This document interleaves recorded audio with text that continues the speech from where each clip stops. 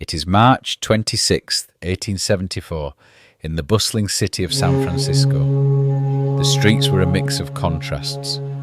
The morning fog rolled in from the bay, thick and cool, wrapping the city in a blanket of mist. As you walked through the busy streets, the smell of salt water from the bay hung in the air, mingling with the scent of freshly baked bread from the nearby bakeries. The fog gave way to an occasional burst of sunlight, illuminating the steep hills and colourful Victorian houses that dotted the landscape like a patchwork quilt. On the bustling streets, horse-drawn carriages clattered over the cobblestone roads, the rhythmic clip-clop of hooves filling the air. The calls of street vendors echoed down alleyways, selling everything from newspapers to fresh fruit, while the faint chatter of city life drifted through the atmosphere. There was a distinct hum of the busy port nearby, ships coming and going, the sound of sailors shouting orders as they worked, and the deep resonating foghorns in the distance, warning of the treacherous waters just beyond the shore. The air was alive with the scents of a growing metropolis. Alongside the sea breeze, the earthy aroma of fresh produce from the local markets mixed with the smoky scent of the coal fires burning in chimneys. There was a hint of seaweed and brine from the bay, a reminder that San Francisco was built on the edge of the great Pacific Ocean. The city was also teeming with the promise of change. This was a time of growth for San Francisco, just after the gold rush, and the streets were filled with people from all walks of life. Immigrants, prospectors and merchants moved through the city, bringing with them a mosaic of languages and cultures. The sights and sounds were diverse. Italian immigrants offering fresh pasta, Chinese merchants calling out in their native tongue, and the unmistakable lilt of Spanish from the neighbourhoods that lined the coast. But despite the energy, there was an underlying quietness in the air, a solemnity in the mist that enveloped the city, as if nature itself was giving space to something momentous about to unfold. A baby boy was born that day, and as the fog rolled in and out of the bay, it marked the beginning of a life that would one day leave a lasting impact on the world, a life intertwined with the beauty and solitude of nature, but also shaped by the noise, bustle, and complexity of urban life. Just 2 years after his birth, Frost's father, William Prescott Frost Jr., succumbed to tuberculosis, a death that would leave an indelible mark on Robert's young heart. In those early years, Robert's world became quieter, heavier with the absence of his father, and soon after his family's financial struggles deepened. With his father gone, his mother, Isabel, a dedicated school teacher, found herself raising Robert and his sister Jeannie on her own. In 1885, seeking a fresh start and a quieter life, Frost's family moved east to Lawrence, Massachusetts. The bustling industrial city in New England became their new home, a far cry from the gold and sprawling landscapes of California, but a place where Robert would grow, struggle, and eventually begin to carve his path. Despite the loss of his father, it was in Lawrence that Frost began to develop a profound connection to the natural world, one that would echo throughout his entire body of work. The simple, rural beauty of the New England countryside became a living, breathing presence in his poetry. As a teenager, Frost's writing began to take shape. He attended high school in Lawrence, where his teachers noticed his intellectual curiosity and his talent for writing. Yet despite his early promise, Frost's journey to success was far from straightforward. He attended Harvard University for a time, but the demands of academic life weighed heavily on him, and he left before graduating. Instead of continuing his studies, Frost returned to the rural landscape he knew best, New England's fields and farmlands. Here, he tried his hand at farming, even as he nurtured the poet inside him. It is winter, 1894 in New England, a morning where frost lingers on the fields, and the first golden light of dawn filters through the trees. A man steps onto his porch, breath rising in plumes as he surveys the land before him, a world of quiet observation, of whispered thoughts set to verse, of the eternal struggle between man and nature.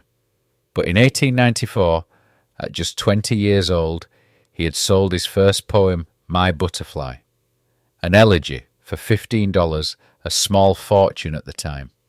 Buoyed by success, he proposed to his beloved, Eleanor Miriam White, but she hesitated, choosing education over marriage for the moment. Heartbroken yet undeterred, Frost retreated into the great dismal swamp of Virginia, an adventure that would shape his poetic sensibilities. Upon his return, he proposed once more. This time, Eleanor said yes, and so began a partnership that would endure triumph and tragedy. Life was not easy for the young poet.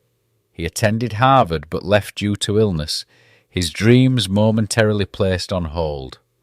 In the quiet town of Derry, New Hampshire, Frost turned to farming, rising early to work the land and then writing in the stillness of the mornings.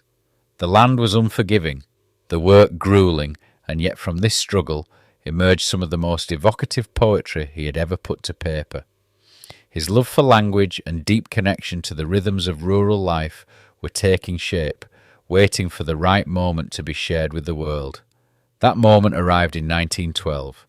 With little more than a dream and a suitcase, Frost and his family set sail for England, settling in the small village of Beaconsfield. It was here that he found not only his voice, but his audience. His first book, A Boy's Will, was published in 1913, followed by North of Boston a year later. London's literary scene embraced him, and he counted among his friends the likes of Edward Thomas and Ezra Pound. But as war darkened the horizon, Frost made his way back to America in 1915, his reputation now preceding him. Frost became a teacher, a lecturer, and a poet whose works were studied, admired, and memorized. He taught at Amherst College and spent summers at Middlebury's Breadloaf School of English, his presence shaping generations of young writers. He spoke of the sound of sense, of capturing the way people truly spoke, the rise and fall of natural speech turned into poetry. By the 1930s, Frost was more than a poet. He was an institution. He split his time between New England and Florida, where he bought a property he called Pencil Pines, named for the tool that had earned him his fortune. Robert Frost could do no wrong, but life had other plans. One by one, tragedy visited his doorstep. His firstborn son, Elliot, died of cholera at the age of 4. It was a wound Frost would carry forever, a sorrow that darkened his days and deepened the melancholy in his verse. Another son, Carol, would later take his own life, haunted by the same demons that seemed to circle the Frost family like ghosts. His daughter Marjorie, full of promise and light, died of complications from childbirth. Another daughter, Eleanor Bettina, passed away just days after she was born. Even his beloved sister Jeannie was lost to him, committed to a mental institution, her mind slipping beyond reach. Grief was an unwelcome companion that never strayed far, and yet Frost pressed on, pouring his pain into poetry, shaping his sorrow into something lasting, something that would speak to generations. He knew loss, but he also knew the way nature and words could offer solace. He walked the same fields and forests, feeling the weight of the world, but also its quiet beauty. He wrote because he had to, because the alternative was silence. And in his writing, he found a way to make sense of the suffering, to turn it into something almost beautiful. The twilight of Robert Frost's life was spent in the warm embrace of Florida's golden light, among the whispering pines of his 5-acre retreat in South Miami. He called it Pencil Pines, a name both practical and poetic, a nod to the instrument that had shaped his life and livelihood. By then, he had written himself into the very bones of American literature, a laureate of the land, the voice of New England, and yet he sought winter refuge beneath southern skies. Robert had arrived in Florida in 1940, his pockets filled with Pulitzers, his mind still sharp, his heart weighted by loss. His wife Eleanor had passed away just 2 years earlier. leaving an absence that no accolade could mend.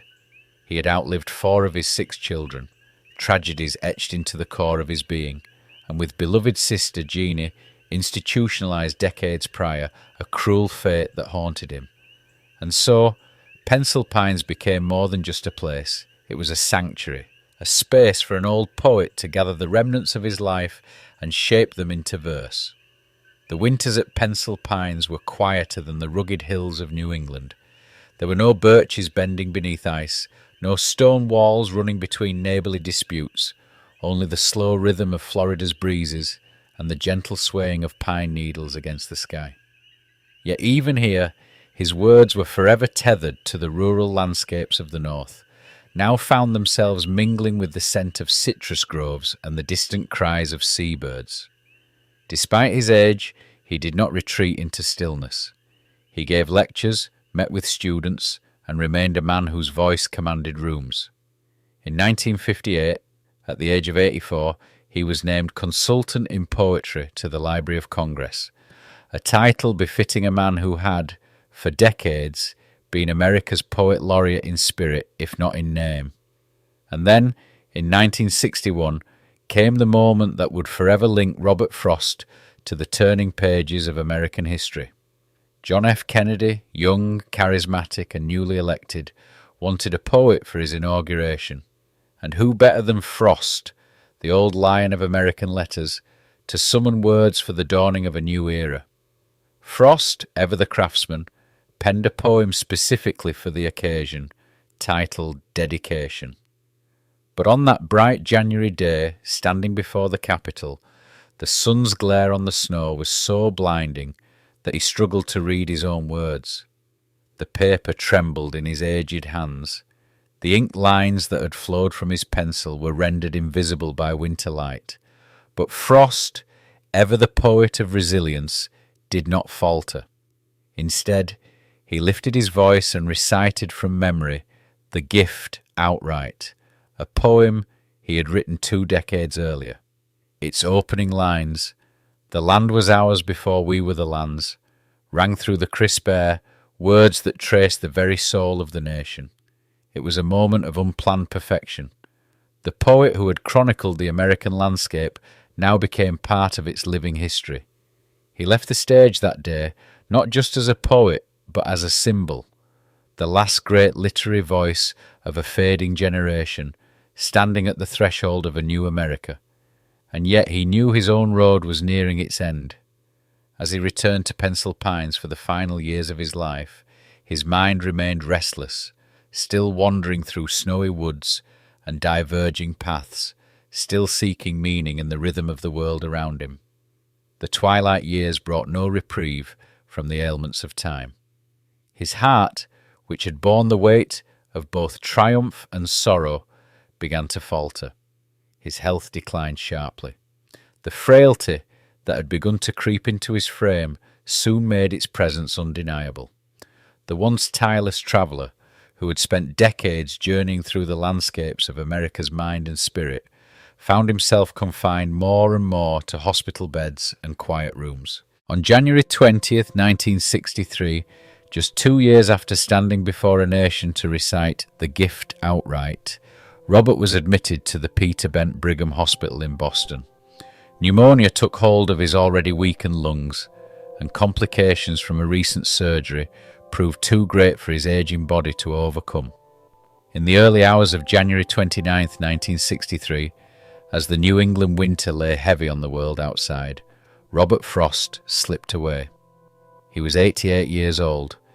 News of his passing sent ripples across the literary world, the echoes of his voice lingering in the hearts of those who had long sought comfort in his words. Tributes poured in from presidents, poets, and everyday readers alike. Kennedy, who had formed a deep admiration for the poet, lamented, "He had promises to keep and miles to go, but he has certainly made all the difference." They buried him beneath the Vermont soil in the quiet town of Bennington, where the wind whispers through the trees and the seasons move in measured steps, just as he had so often described. His epitaph, chosen from his own verse, reads, "I had a lover's quarrel with the world," and indeed he had. He had wrestled with its beauty and its brutality, its joys and its sorrows, never turning away from the complexities of life, but embracing them fully, shaping them into poetry that would outlive him by centuries. Even now, when snow falls gently on lonely country roads, or when fireflies flicker in the summer dusk, somewhere, in the heart of a reader, Robert Frost speaks. His words, like the roads he wrote of, stretch out before us, inviting us to choose, to wander, to wonder.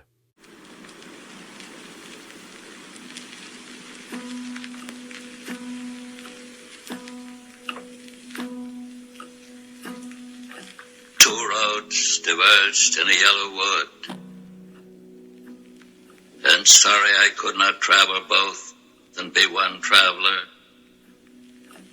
Long I stood, looked down one as far as I could, to where it bent in the undergrowth,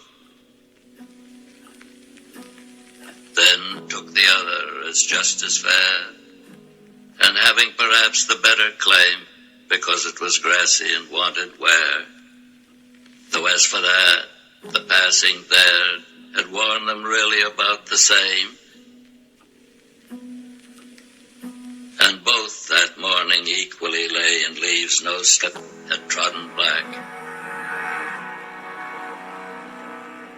Oh, I kept the first for another day, yet knowing how way leads on to way, I doubted if I should ever come back. I shall be telling this with a sigh somewhere ages and ages hence. Two roads diverged in a wood, and I took the one less traveled by, and that has made all the difference.